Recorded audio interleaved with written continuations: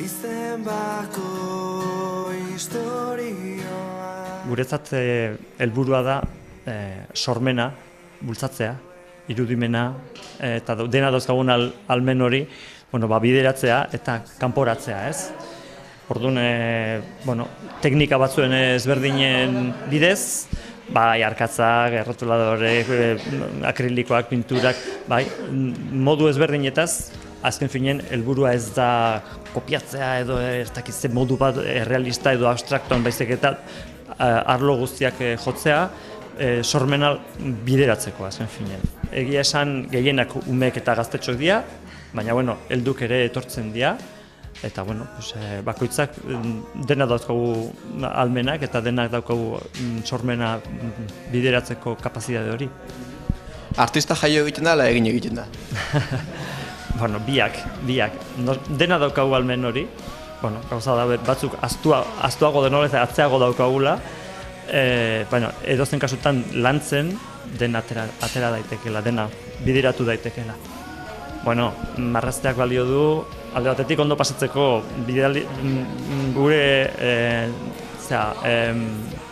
nolabait gure atzeko informazioarekin konektatzeko ere, ez da du gure barrungo informazioarekin konektatzeko, gure barrungo batzuk deitzen diote arima, espiritua, gure barrungo intentzioarekin. Baina batez ere ondo pasatzeko, disfrutatzeko, eta bizitzaz ere, disfrutatzeko. Jendeak gerozta dutxura gehiago duen marrazteko, gerozta gutxiago? Eskuz gero eta gutxigo nik ustez, ordenadorez eta egiten, edo ordenadorek egiten ditu gauza asko eta guk ez ditugu egiten. Importantena da zuk sortzea, zuk erabakitzea, zuk pentsatzea zergatik, eta erabaki guzti horiek zuk zeuk hartzea eta ez botoi batek. Hala ere, batez ere gaztetxoen artean zaletasun handia dago marrazkiak egiteko eta ilusio handia sortzeko zure monstruok, zure pertsonaiak, zure akzioko, zure paisaiak eta zure gauzak, denetatik. Zuztatik etorri zera? Nire asko gustatzen zain marraztea eta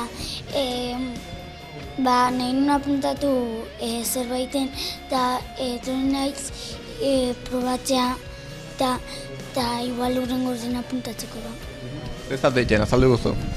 Egiten zirriborro bat eta hortik eta gero bukatzen dunen aigea bilatzen animalik, pertsonak, figurak. Zura daukazu marrazteko etxeen edo? Animalik. Eta batzutan pertsonak. Probatu nahi genuen eta ikusi nahi genuen aber nolakoa zen eta hurrengo urtean igual apuntatzeko.